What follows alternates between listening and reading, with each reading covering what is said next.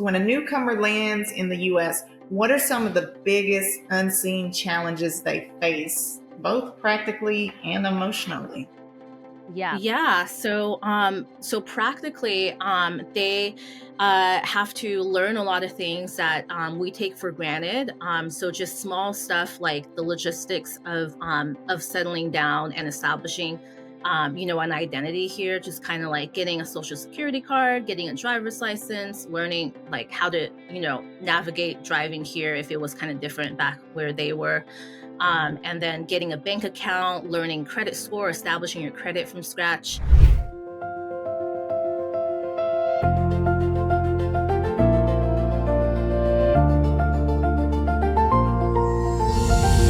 Hello, and welcome to another episode of the Elevate Your Impact series. I'm your host, Jamila Robinson, founder of Elevate Your Impact and our quarterly Sunday social Building Bridges nonprofit mixers for community leaders here in Houston, Texas. I'm joined by a fellow community leader and nonprofit leader today. We want to welcome Jennifer Jiang with Immigrant Buddies to our series and the show. Thanks for joining us. Yes, thanks for having me. Yes, and you've been a regular participant at our Sunday social events, so it's great to have you in our in-person community. And I'm so glad that we're going to get to share with the broader audience about what it is you're doing to help immigrants in such a meaningful way. hmm So, for anyone meeting you for the first time, Jennifer, who is Jennifer Jiang? Excuse me, Jennifer Jiang, and what is Immigrant Buddies in one sentence? Yeah. I'm the founder of Immigrant Buddies. I'm a childhood immigrant myself. I came here from China when I was 4. And Immigrant Buddies is a recently established nonprofit that connects new immigrants with buddies who are mentors and friends that help them adjust to life in America. That's amazing.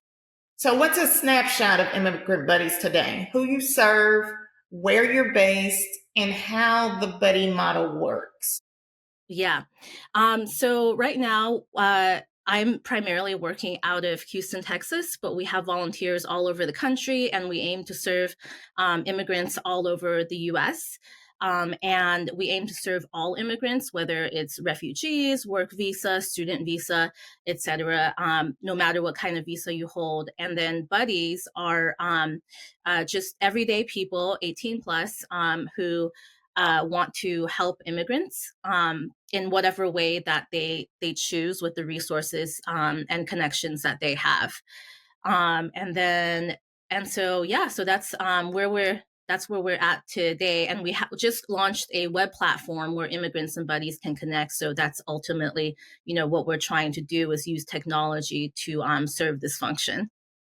No, I think that's great that you've incorporated technology into matching um, immigrants with partners. What's the way that they come about finding you Yeah. and your services? Basically, they can find us online. It's immigrantbuddies.org or immigrantbuddies.com. We have both the domains, and then they can sign up for the platform there. And then so I have multiple avenues that I'm trying to like reach people. And we haven't really started marketing yet, but hopefully, we'll do that. We'll do that soon. And then mostly just by like word of mouth or like through organizations that we partner with and through social media eventually. Yeah, that sounds great. Building those key partnerships is going to be really meaningful in getting the word out uh, hmm for those who need your help. So let's move back into more about your why. You mentioned, you touched on it a little bit earlier, where you told us about moving from China at the age of 4. hmm How did that early experience of immigration plant the seeds for what would eventually become Immigrant Buddies? Yeah. So basically, when I first came to America, I don't remember that much of my childhood, but I do know that it was difficult to kind of fit in, learn English and stuff when I was, in elementary school. And then I also witnessed, my parents, uh, having a little bit of a struggle to find jobs, find communities, and get established in their fields here in the US. And so I just thought, it would and the way that my parents, the way that they were able to reach some of their immediate goals, was by having connections, within like the Chinese community and within people that they met, at their work. Um, Yes. and stuff like that. And so I realized that a lot of the power of being able to succeed in America comes with those connections. And so Immigrant Buddies just aims to be a way to be able to scale those connections and for people to connect instantly on our platform with people who are able to help. That's smart. The relationship factor is key in giving people an opportunity to meet and connect so that relationship can build and grow. Right. I mean, that's a huge leg up in figuring things out. Yeah. Yeah. So take us back to the moment that shifted from somebody should build this to I'm going to build this. Was there like a specific person, story, or experience that pushed you to start back in September of 2023? Yeah. Yeah, so I actually had an idea from a hackathon that I went to. And basically, a hackathon is where a group of technologists come together and they solve a problem that's decided by the hackathon organizers. So the problem was solved back then. It was an international hackathon, and they were trying to get Ukrainian refugees to integrate into countries like Poland. And so I came up with the idea of an app back then that can connect them with local volunteers who are buddies. And then I was kind of in between jobs, in late 2023. And so I've always wanted to start a project and get the experience of just kind of releasing, a product and being an entrepreneur. And so I had a list of ideas, and this was one of them. And then I basically just pulled, my friends and some a network of of people who read through my ideas and then, told me which one was best. And so most of them said that this one was a good idea. So I decided to just, kind of go for it. And that's kind of how it started. That's a great start. I mean, you got feedback in the beginning about Mhm. what's the best fit for the market. And yeah, this truly meets a lot of needs, especially in the area that we're in, right? Uh, Mhm. about Houston, guys, it's a cultural melting pot. A lot of Right. people land here for a fresh start. So to be here with a resource and a tool like this is a game changer. Yeah, absolutely. Yeah. Um, which leads into my next question. Why start Mhm. in Houston specifically? And what have you noticed about the immigrant community here that has shaped your approach? Yeah. Basically, I started in Houston, one, because I live in Houston, and my family is here. And so, that's where I live. But coincidentally, Houston also happens to be the most diverse city in the country. Yeah. And then it also happens to have the historically largest refugee population too.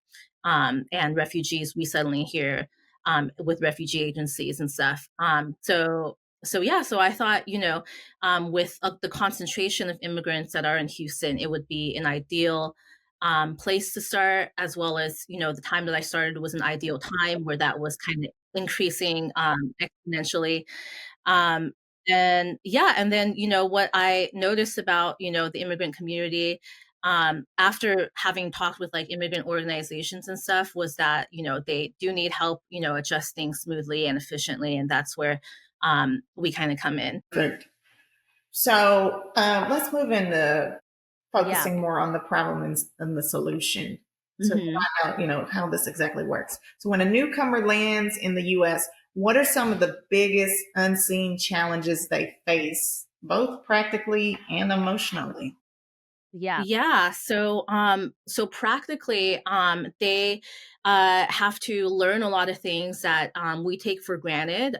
So just small stuff like the logistics of settling down and establishing, an identity here. Just kind of like getting a social security card, getting a driver's license, learning like how to, navigate driving here if it was kind of different back where they were, and then getting a bank account, learning credit score, establishing your credit from scratch, and even just stuff like daily living, like navigating the way that grocery stores are laid out, and stuff like that. And so, just kind of stuff that we, like aspects of our everyday life that we take for granted. And then emotionally, it's kind of hard to adjust into a new environment, like in general, and then it kind of is amplified when you don't know the language as well. Right. And so it's kind of like you have to learn the language before you do anything else, but you have to get a job right away. And so, like, where do you kind of start, right? So, yeah. It truly is a point of starting all the way over. So on your website, you talk about support in areas like employment, housing, healthcare, transportation, the things you just mentioned. What are the most common, I wish someone had told me moments you hear from immigrants?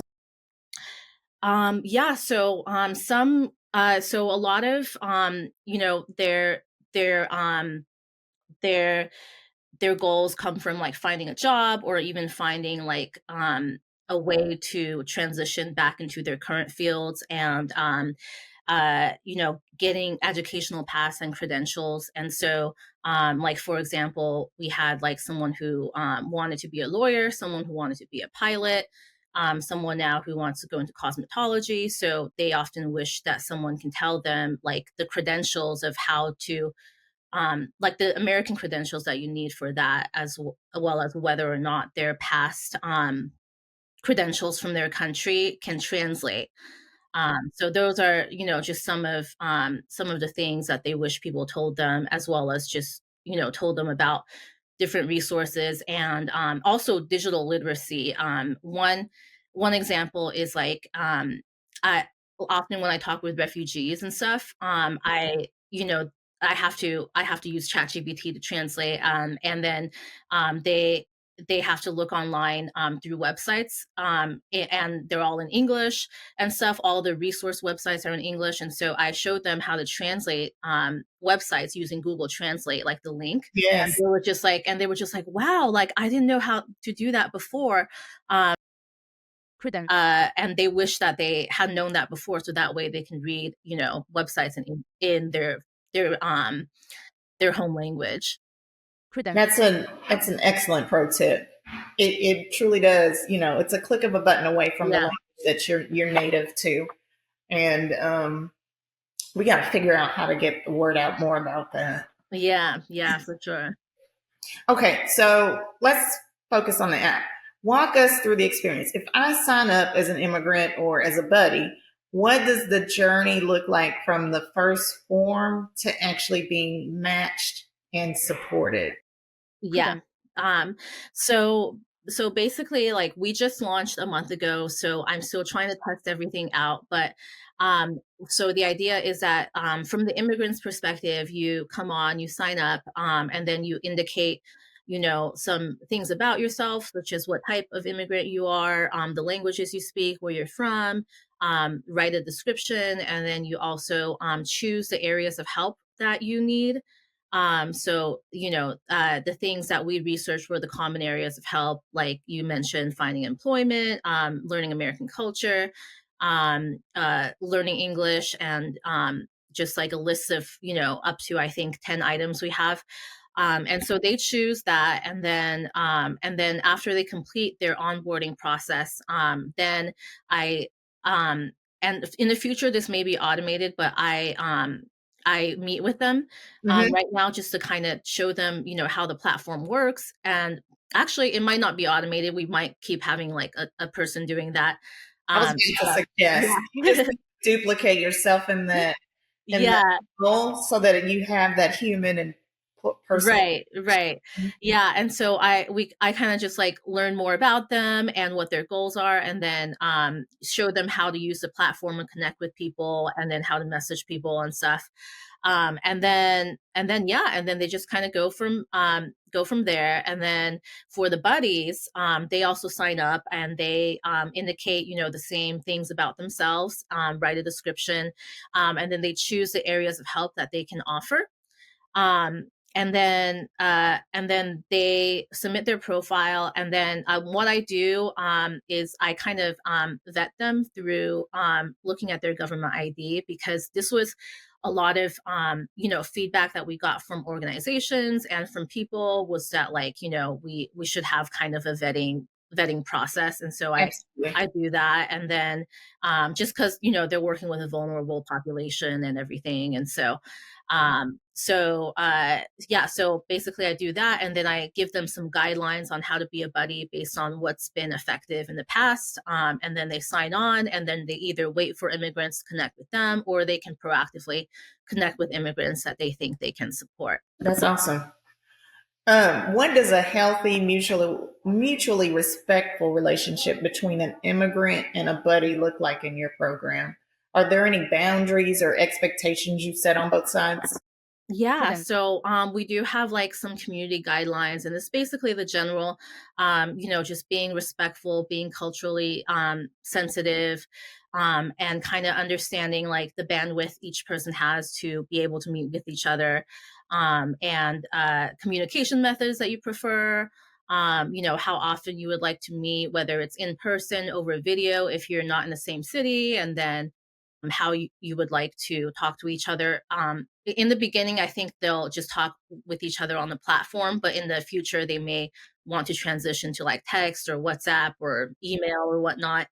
And then some expectations and boundaries are that the buddies, come on for the purpose of helping immigrants, and not like soliciting any paid services that they have, or for the purpose of doing that. Maybe later in the relationship they can mention something, but like not coming onto the platform for the purpose of doing stuff like that, or asking for money for their help. And then on the flip side, the immigrants as well, not asking buddies for like, because we don't really kind of encourage the buddies to donate directly to the immigrants, or um you know or anything like that. And so we don't want the immigrants also asking for money from the buddies and stuff. So it's more of just like a peer-to-peer support relationship, based on time and resources, and not really that aspect.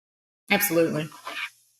So let's switch lanes a little bit, sticking with the app, but more on the technical side of things. Right now, Immigrant Buddies is mostly a manual matching service.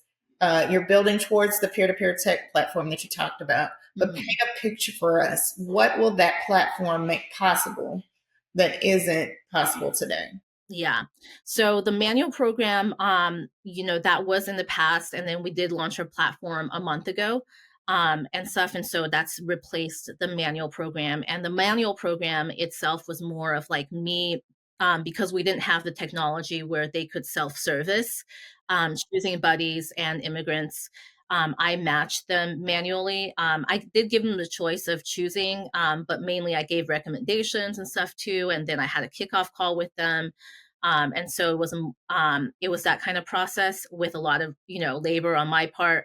But now with the self-service, platform that we have, it's going to be instant and scalable. And so you can, you can, need help one day, and then just access this platform right away, connect with someone, talk with someone, instantly, versus you having to go out and look for, the right people to talk to.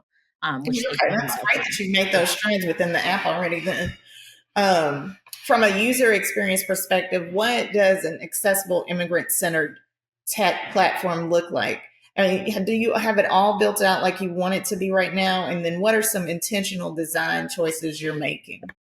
Yeah, so I had an awesome team of 4 UX designers, who helped me throughout the process, and some of them have some graphic design background as well.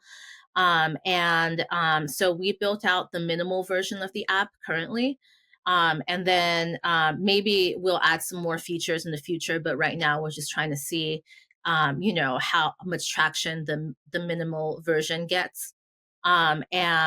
Basically, our design choices are very much influenced by feedback and usability tests and user interviews. And so we did multiple rounds of that and made a lot of different changes based on that before, releasing the app to the public.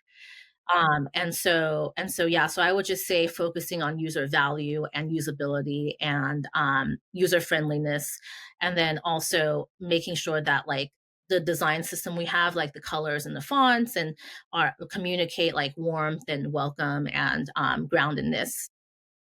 That's great. Yeah, getting that feedback from your community will be key in making it look and feel like what it needs to represent. Right. Let's talk a little bit more about your community. And, although you're very new, when somebody truly enjoys or experiences the value from an offering like yours, there are stories and they will get back to you in a meaningful way to share that. So is there a story of an immigrant in your program that really embodies why Immigrant Buddies exists? Maybe someone who found a job, housing, or just a true friend through your platform? Yeah, so I do have a couple I think I can think of, and one of them is this um, uh, a refugee from Iraq. His name is Amar, and he matched with a buddy who lives in Austin. He lives in Houston, and then they would regularly meet, and basically he gave a lot of great feedback. I send feedback surveys and stuff where they can give both qualitative feedback as well as just answering some questions. And then he said, like, basically, like, she was there when he was a little bit like down and, trying to figure stuff out, and then helped him, find a car, helped him with housing and, the logistics of, getting a driver's license and stuff. And then also, I personally tried being a buddy as well. I don't know as much as I don't know as much as what the other buddies do because I'm kind of removed from, their relationship and stuff besides what they say in the feedback survey.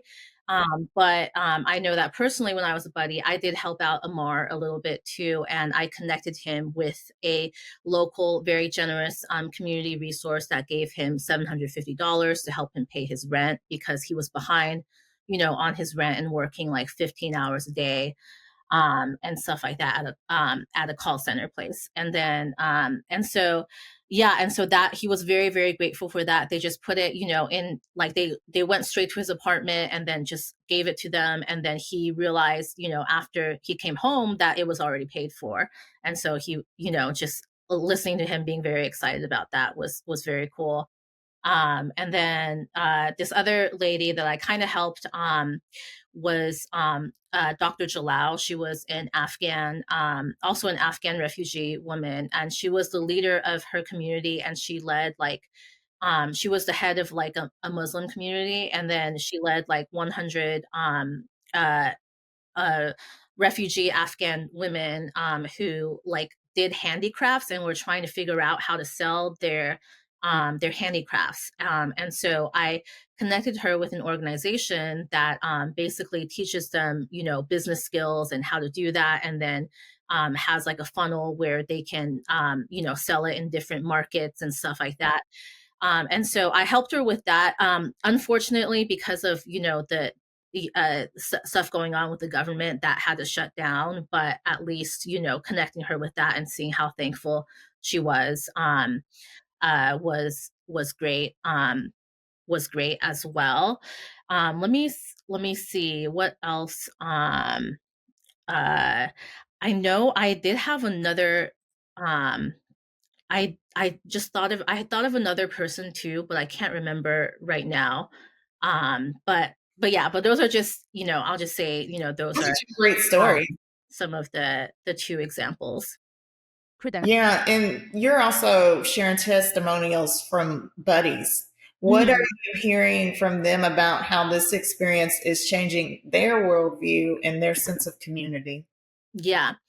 A lot of times, they say it kind of helps broaden, their horizon, help them learn about another culture, Hmm. customs.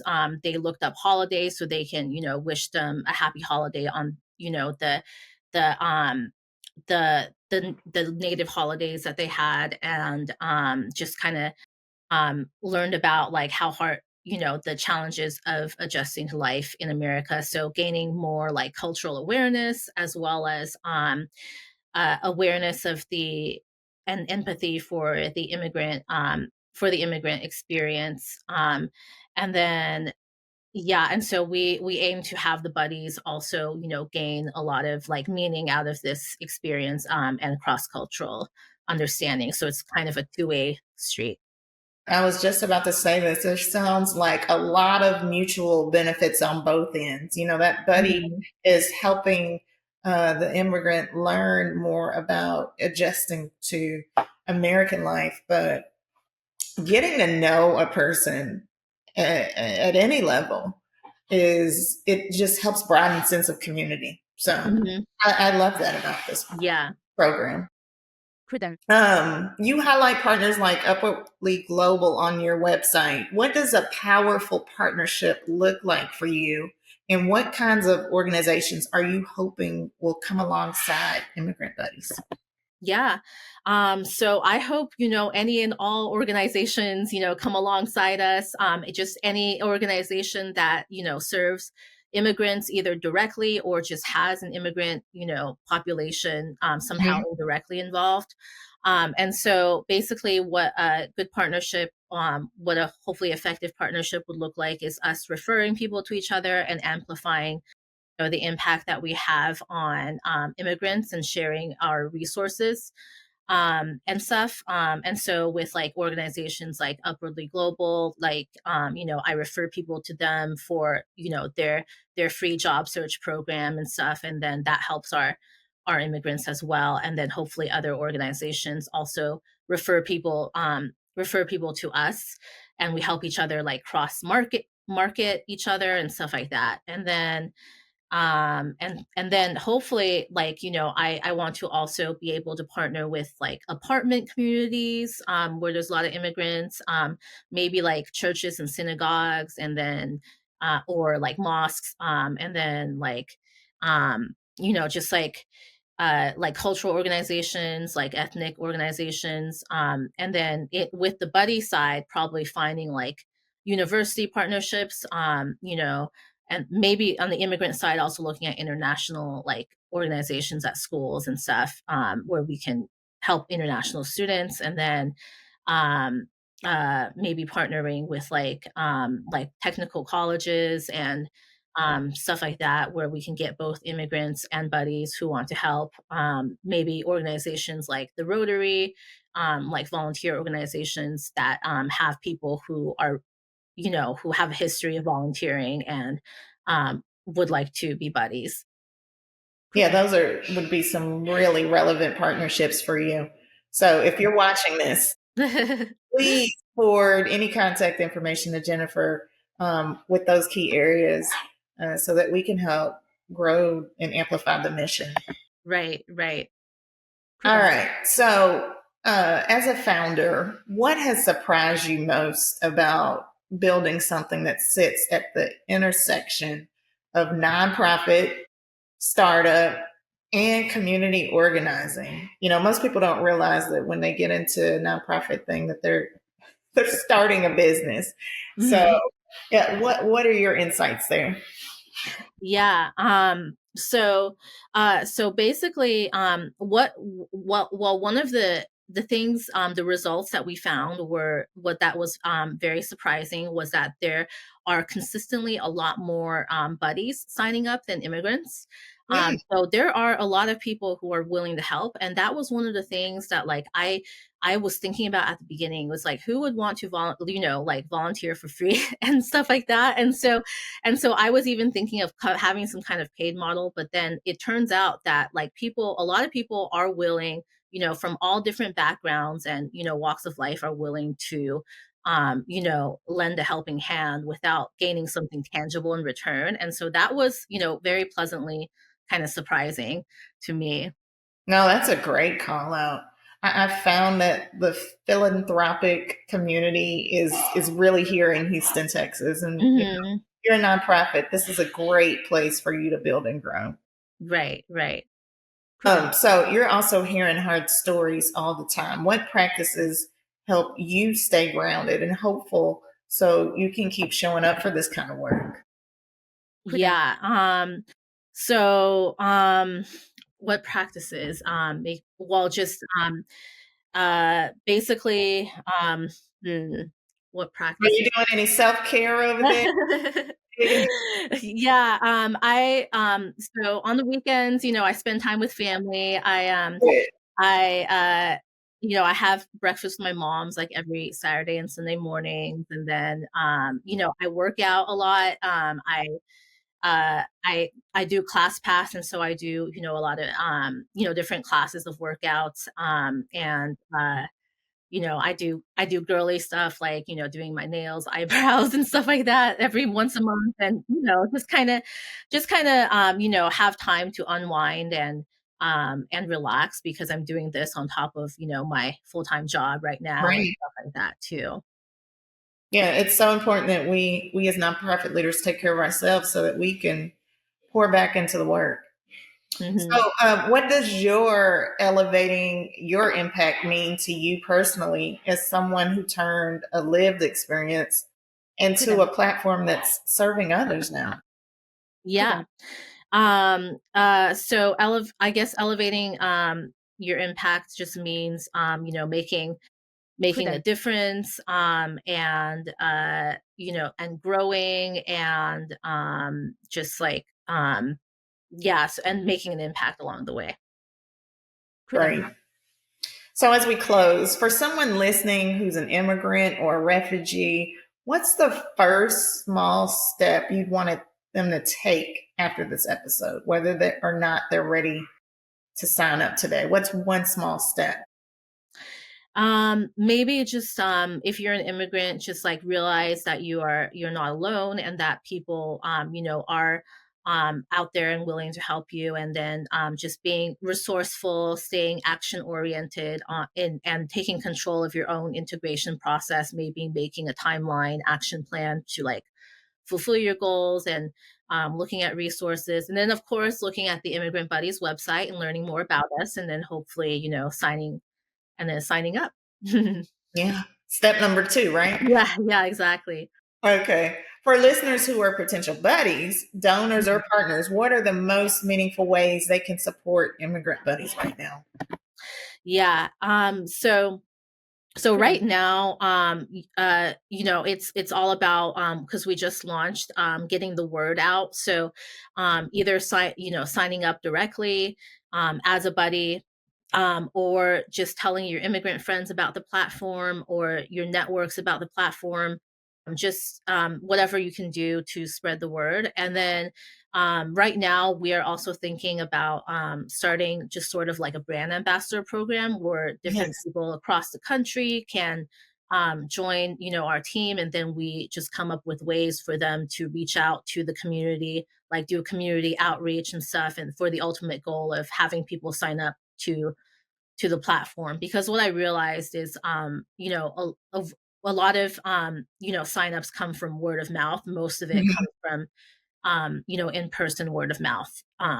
So so yeah. And then I also remembered my example of another person that I helped was this man from Cameroon. He Mhm. found our website like just randomly online before we launched because it was already online. And so he made a profile, and he was in Cameroon at the time. And so I met with him. He doesn't know any English. He speaks just French. And then I helped him, I helped him, find an Airbnb here. He found a flight to come to Houston. I picked him up from the airport, and then and then drove him to his Airbnb. And then I also connected him with a friend of mine from Cameroon that I realized was from Cameroon, and then now she's like helping him, get connected and get self sufficient here. So yeah, so that was also another like great experience, like hands on experience, like actually going through the whole process of like picking someone up from the airport too. Mm-hmm. That's amazing. Yeah. For listeners, excuse me, what when you imagine, let me take that back. When you imagine Immigrant Buddies 5 years from now, what's the dream? What does success look like in the lives of immigrants and in our broader communities through this? Yeah. So one way that we're measuring that is there's a question like in our feedback survey that I think I will continue with. The web platform is has Immigrant Buddies helped you adjust to life in America, and then what goals did it help you progress towards? And so far, everyone has said yes to that question, to both questions, and so hopefully that trajectory will continue, and then we'll grow, and then maybe like be the ultimate goal is like we're like a ubiquitous name, where people like immigrants come and they're like, okay, my next step is to go to Immigrant Buddies. They like there's a strong awareness of it, like it becomes like the social networking platform, the Facebook for immigrants, or I don't know, stuff like that. So yeah, so ultimately it's just like growing and spreading awareness, and then also helping the immigrants fulfill their goals of why they came here and adjusting life here. That's great. Fill in the blank for me, Jennifer. I believe America is stronger when immigrants blank. Okay. I believe America is stronger when immigrants are empowered and welcome and become integrated into society. And what integration means is you become an active participant in your economy, community, and society, and you're able to adjust into that as well. I love that. It's a great way to close out. Keeping people and humanity at the forefront of this type of work is key. There's nothing that comes out of dividing people because they don't have or they don't know. But when we support each other to give each other a leg up, it changes lives. And I'm so thankful that you have launched and are moving forward with Immigrant Buddies. How can we tell our audience where to find you online? So you can go to immigrantbuddies.com or immigrantbuddies.org, and then you'll find a button to sign up, and then you can just you can sign up from there. Okay. And we hope everyone that is watching will help us spread the word about Immigrant Buddies and this amazing app that's going to be a game changer for a lot of people. Thank you for joining us, Jennifer, and have a great day. Yeah, definitely. Thanks for having me.